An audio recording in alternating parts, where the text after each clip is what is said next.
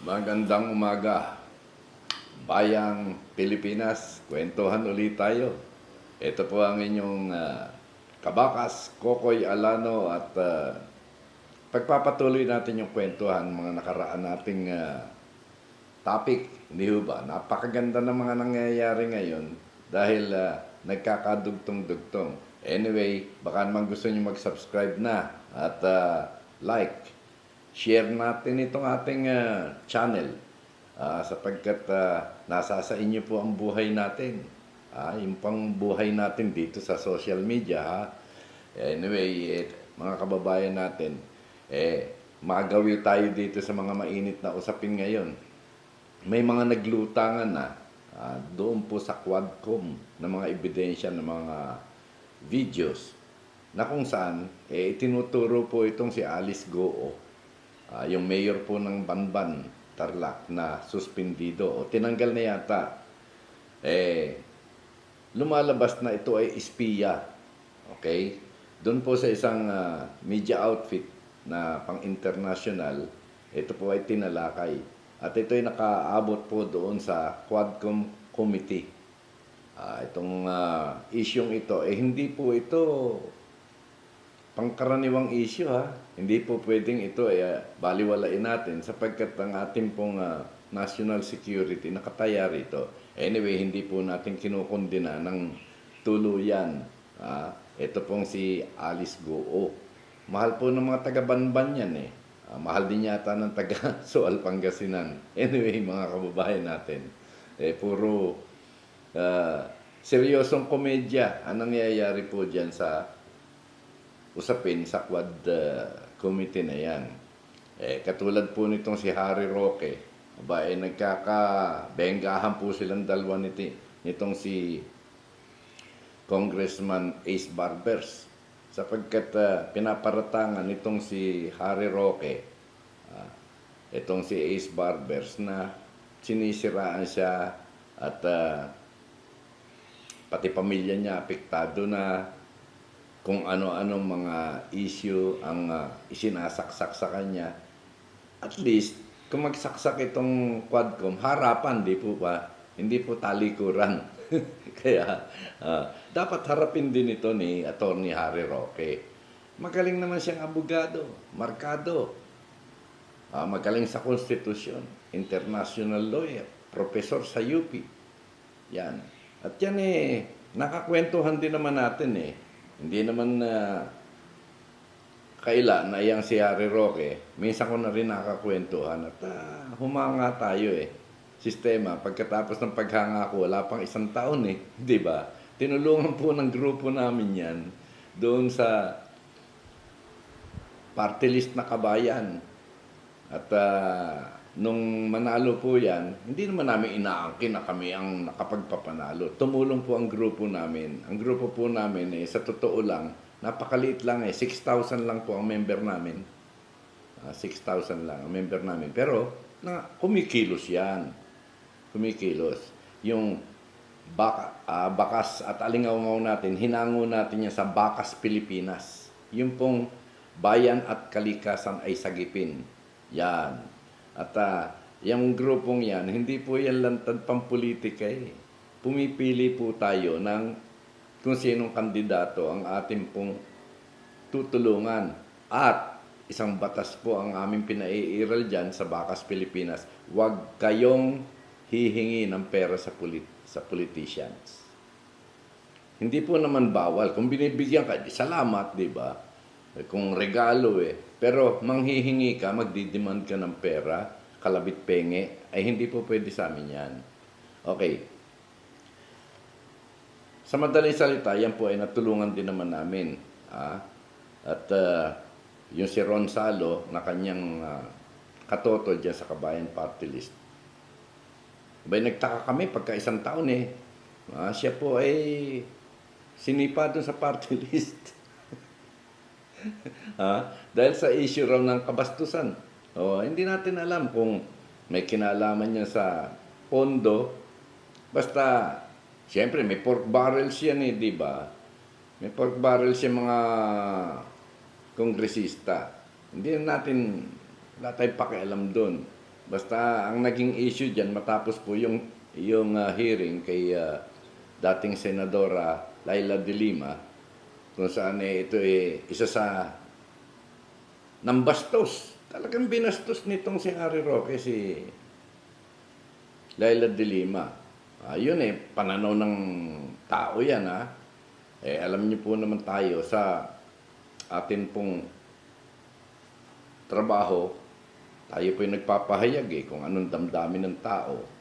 Kami po sa kapisanan ng mga broadcaster, hindi kami basta-basta umaakto nang hindi naaayon sa timplada. Ganun po yan At ito nga po si Harry Roque ngayon, pati yung asawa po, na si Myla, dati pong broadcaster din yan ng RPN 9. Matino po yung asawa ni Atty. Harry Roque, nadadamay na rin po dahil doon sa mga deklarasyon ni Harry Roque na yung mga salapi ngayon na kanyang iniingatan, ipaliwanag sapagkat ginaygay po nitong committee sa Kongreso ang pinagmulan po ng pera. Ginaygay nila yan mula ng 2014, 15, 16, 17, 18 onward. Nagsimula sa 125,000 ang pera nito. Pagkatapos naging 3 milyon ng sumunod. Pagkatapos noon, 60 to 100 na. Ganon, milyon.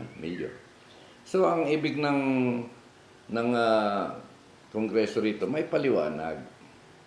May paliwanag kung saan nanggaling. Dahil ito po ay abogado ngayon ng isang mainit na pinag-uusapan, yung pong Whirlwind Corporation, na iniuugnay po doon sa Lucky South 99 na kinapalooban naman ng sandamukal na kriminalidad.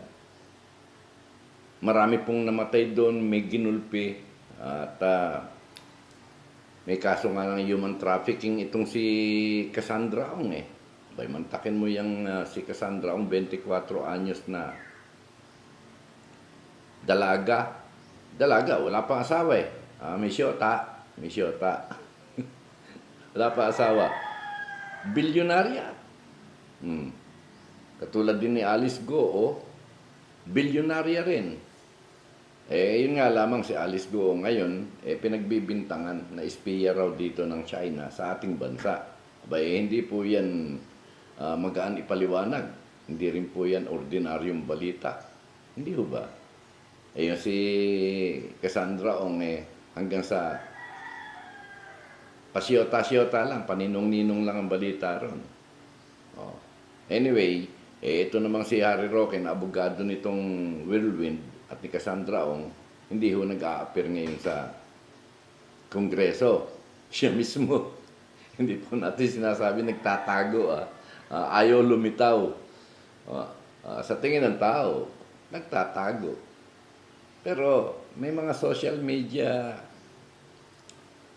releases po siya. Napapanood sa YouTube na kung ano-ano ang mga akusasyon nga rito kay Congressman Ace Barbers. Kaya ginantihan naman siya. Humarap ka rito, magpakalalaki ka.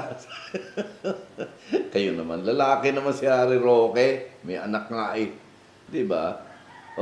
Inimbestigahan din doon yung kanyang executive assistant na si A.R. de la Serna. Na kesyo, ito raw merong joint account. Ito namang mga pilyong kongresista. Ang tanong, hindi ba yung joint account ginagawa lang na mag-asawa, magkapatid, o magsyota, di ba? Partner sa negosyo, yan, joint account. Bakit daw ito executive assistant niya? Meron silang joint account. At nakakapag-withdraw si R. de la Serna. Nakakawa naman yung bata, di ba? May kinabukasan pa yung bata dahil dito, na-involve nga dito sa trabaho, pagtatrabaho kay Harry Roque, mukhang nalalagay sa peligro. Kaya nga sinasabi ko yan pong mga sausawan blues, barubalan, hindi po may iwasan sa social media yan. Ang hangganan po natin dito, yung desisyon po doon sa YouTube channel kung ikaw ay lumalabag dun sa prinsipyo at kautusan nung pong YouTube channel. Meron pong mga batas na sinusunod din yan eh. Di ba? Huwag kang mambabastos. Huwag kang basta-basta mambabarubal. Yung nakikita nyo barubalan dyan ng mga vloggers na magkabilang panig, alam nyo na naman, siyempre, nagbibintangan yung mga yan. Kasi bayad, aba anong gagawin mo kung meron naman talaga nagpipinance? Pero sinisiguro ko sa inyo, kami pong mga nasa neutral na galing sa KBP, hindi po kami kasali dyan.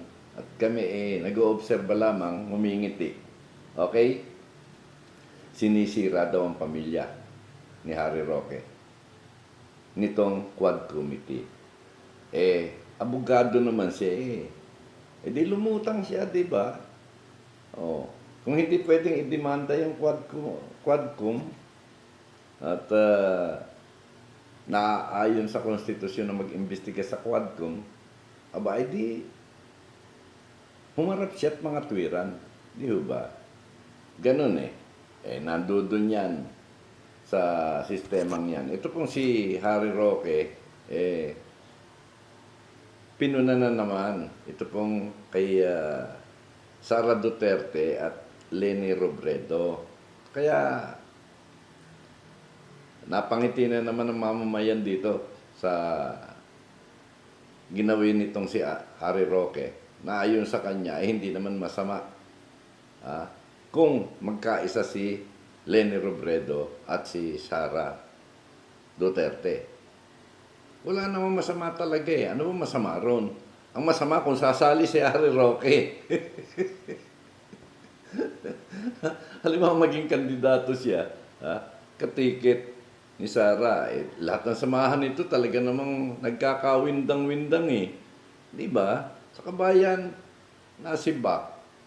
Nung sumama kay Jojo Binay ito sa una, ano nang nangyayari sa partido ni Jojo? Wala na. Yung una. Ngayon, kandidato itong anak ni Jojo Binay sa Senado. Si Abby Binay. Huwag ka na makialam. Huwag ka na makialam. Para swertehin. Di ba? Para swertehin naman. Sumali ka sa unit team. Di ba? Nawasak yung unit team. Kagiba-giba. Anyway, yung sa unit team naman, meron mga usapin, kwento-kwento sa pintuan ng palengke, sa barberyahan, na talagang ang agenda riyan 2 years. 2 years lang si Bongbong, kaya umpisa ng destabilization, pagkatapos sisipain.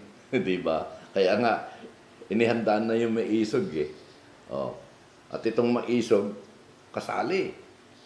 Si Harry Roque. Kasali. Siya pa nga ang nagtatawag ng rally.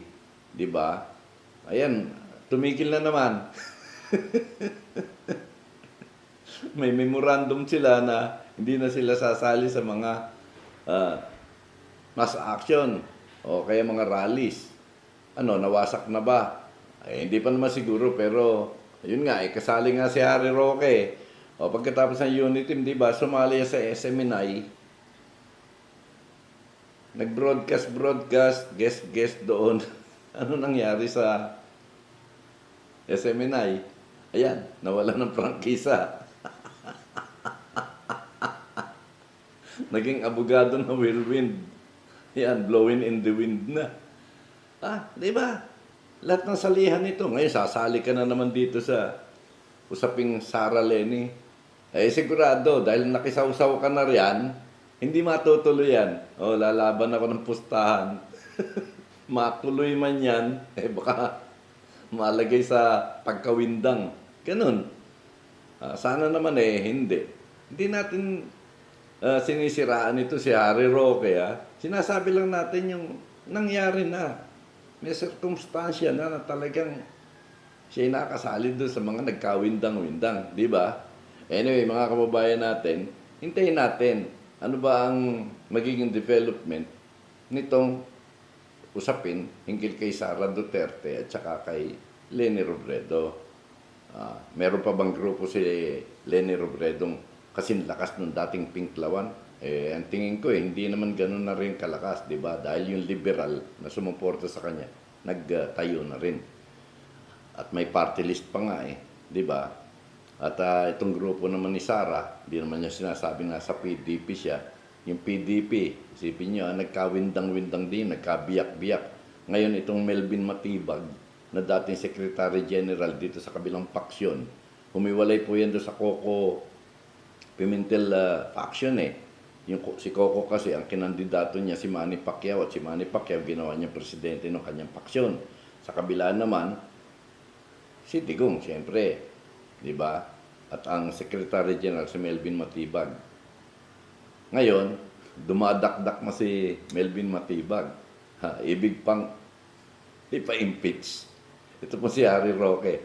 Ano, impeach? Disbar pala.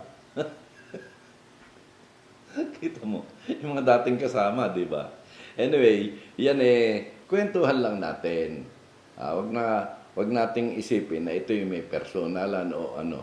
Ipagtanong natin sa paligid natin. Ano ba ang sa palagay ng marami ay mangyayaring lakad ng politika dito sa papasok na 2025. Malapit na mag-file Nagbuo na ng partido. Pag-usapan natin sa susunod, yung pong binuong partido nitong si President Bongbong Marcos at sino yung mga kumakalas, di ba? May kumakalas At sino naman ang binubuo sa kabila na hindi makumple-kumpleto dahil mukhang walang winnabilities yung ibang mga kasama nila rin sa PDP.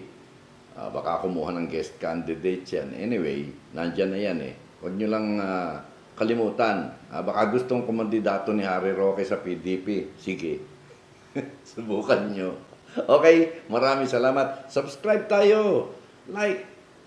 Comment tayo kung anong gusto nyong programang gawin natin sa susunod. Maraming salamat, Bayang Pilipinas. Ito po ang Bakas at Alingongaw ni Kokoy Alano. Bakas na! Okay.